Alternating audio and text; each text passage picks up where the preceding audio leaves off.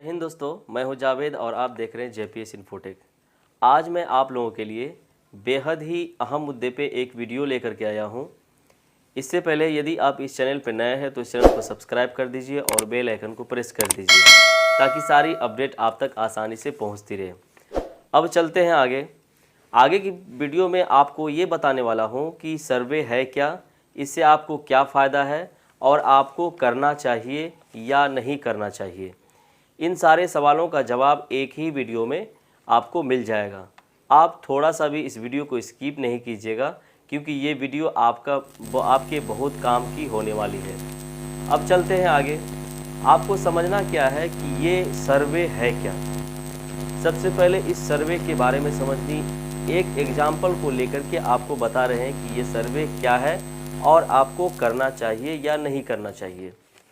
अब चलते हैं कि यदि आपके दादाजी या आपके परदादा किसी दुकान में, एक एग्जाम्पल को लेकर के आपको बता रहा हूँ, किसी दुकान में एक खाता खुलवा के रखे हुए थे जिससे वो सारा सामान लाके अपना जीवन यापन करते थे।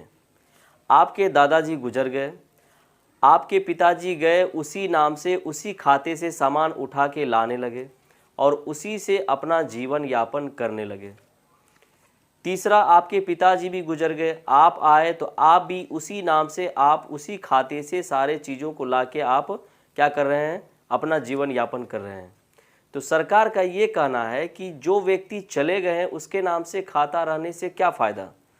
जो व्यक्ति अभी मौजूद है उनके नाम से सारा डॉक्यूमेंट तैयार होना चाहिए और सारा प्रूफ डाटा, जो भी डाटा बनेगा, जो भी प्रूफ बनेगा, वो सारा डाटा जो व्यक्ति अभी है, जिसका वो मालिक बनेगा, उसके नाम से तैयार हो और सरकार के घर में जमा हो और आपको भी कोई भी काम करने में, समस्या का समाधान करने में आसानी हो। आगे ये समझना है कि आप तो ये समझ लिए कि आपको ये क्या कहते हैं, ये सर्वे है क्या। अब आगे ये समझिए कि ये सर्वे को क्यों लाया गया।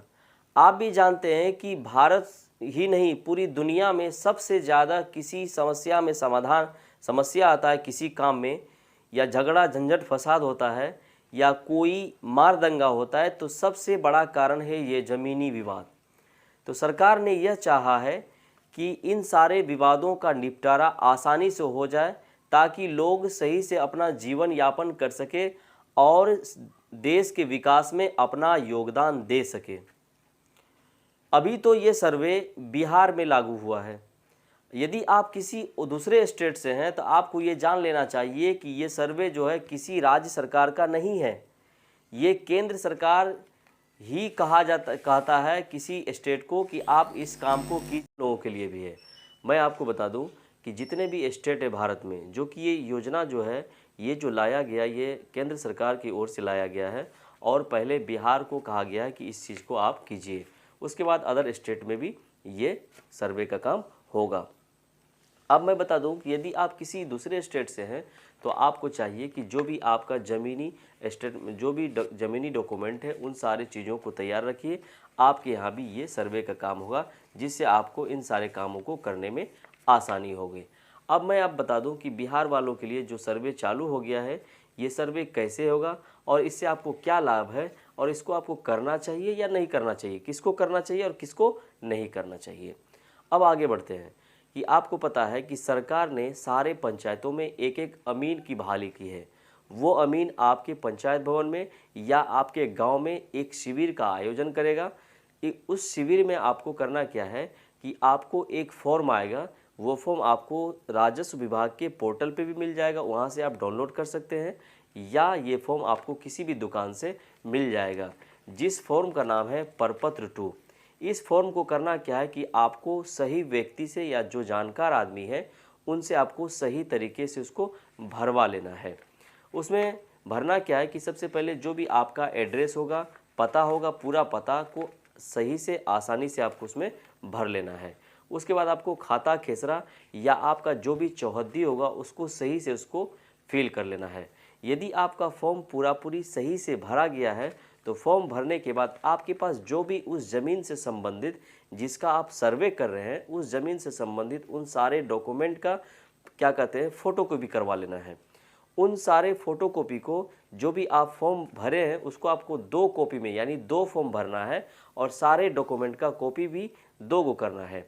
उन सारे कॉपी के साथ उस फॉर्म को क्या करना है, उस अमीन साहब के पास ले जा करके जमा कर देना है, जिससे आपका सर्वे हो जाएगा। अब आपके मन में ये सवाल होगा कि ये सर्वे है क्या। अब एक चीज़ आपको एक एग्जाम्पल के तौर पे आपको बता रहा हूँ कि जैसे आपके दादा या आपके परदादा कोई दुकान से या किसी जगह से खाता खुलवा के रखा हुआ था, अब वहाँ से अपना लेन देन करता था। अब आपके दादाजी चले गए तो आपके उसी खाते से या उसी जगह से आपके पिताजी भी कर रहे हैं उसी नाम से। आपके पिताजी के जाने के बाद आप भी उसी नाम से या उसी खाते से आप कर रहे हैं। तो सरकार ने ये निर्णय लिया कि जो व्यक्ति नहीं है उसके नाम से यह सारा डाटा रखने, सरकार के घर में रखने से या आपके पास रहने से कुछ फ़ायदा नहीं है। दूसरे कामों में या अदर कामों में, जैसे जो कोई ज़मीनी विवाद होता है या जो कोई काम होता है तो उसमें बहुत सारा समस्या उत्पन्न हो जाता है। इसलिए ये सरकार सर्वे लाया है ताकि जो भी समस्या है, ज़मीनी विवाद है, उन सारे को सारे के सारे को आसानी से हल किया जा सके। अब उससे आगे बढ़ते हैं। जैसे आपको मालूम है कि पूरी दुनिया में, हिंदुस्तान ही नहीं पूरी दुनिया में जो है सबसे ज़्यादा विवाद या सबसे ज़्यादा झगड़ा, दंगा फसाद इन ज़मीन के कारण ही होता है। इसलिए इस चीज़ को लाया गया है। अब आगे बढ़ते हैं कि आपको इसमें बहुत सारा एक सवाल और उठता होगा कि जैसे कोई 4 भाई है और 4 भाई में वो ज़मीन जो है अपने दादा के नाम से या आपके पिताजी के नाम से है, तो वो ज़मीन में अगर जो भाई चाहता है कि मैं अपना सर्वे कराना चाहूँ तो जितना उसका हिस्सा होगा, हक होगा, उस हक में से उतना कट के उसका क्या होगा, सर्वे हो जाएगा, उसका नाम से नया खाता बन के तैयार हो जाएगा। यदि जो नहीं चाहता है तो उसका जस का तस रह जाएगा, जो नाम से था पहले उतना ही नाम उसका उसमें रह जाएगा।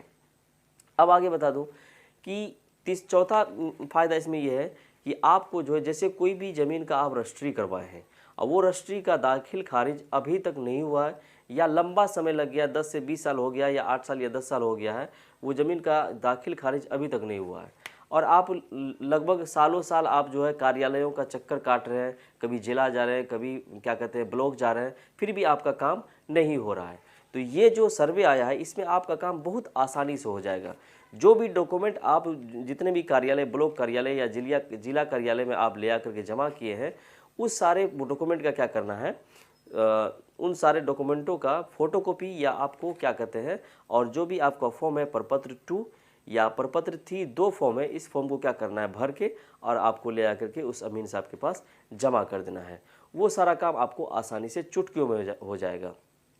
चौथा फ़ायदा ये है कि आपको एक मन में सवाल होगा कि जैसे मान के चलिए कि कोई ऐसा ज़मीन है और उस ज़मीन का कोई ना तो मालिक है और ना ही उसका कोई डॉक्यूमेंट है, तो होता क्या है कि आप उस ज़मीन पे आपको 10 से 20 साल से आप उस ज़मीन पे क्या है, आप उस पर अपना मालिकाना हक जता रहे हैं कि ये मेरा ज़मीन है।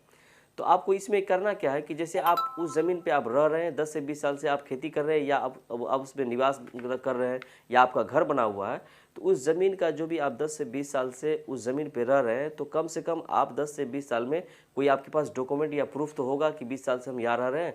वो प्रूफ का या तो बिजली बिल हो या क्या टेलीफोन बिल हो या पानी बिल हो, जो भी आपके पास प्रूफ होगा कि ये सिद्ध करता हो कि यहाँ पे हम 20 साल से इस ज़मीन पे या इस जगह में हम रह रहे हैं, तो वो सारा डॉक्यूमेंट को आपको क्या करना है, ले जा करके फोटोकॉपी और वो जो फॉर्म आया है प्रपत्र 2 उसको भर करके सरकार के यहाँ और उस क्या कहते हैं उस अमीन के पास ले जा करके जमा कर देना है। तो क्या होगा कि आपका जो नाम से वो खाता चालू हो जाएगा और वो ज़मीन का मालिक आपको, सरकार उस ज़मीन का स्वामी आपको बना दिया जाएगा। इन सारे मुद्दों का सवाल का जवाब आपको मिल गया।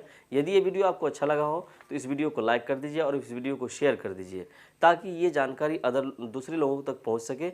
और यदि कोई आपके मन में सवाल हो तो कमेंट सेक्शन में जाकर के सवाल कीजिए, मैं सारे सवालों का जवाब आपको तथ्यात्मक रूप से आपको दे दूंगा। आज के लिए बस इतना ही। जय हिंद, जय भारत।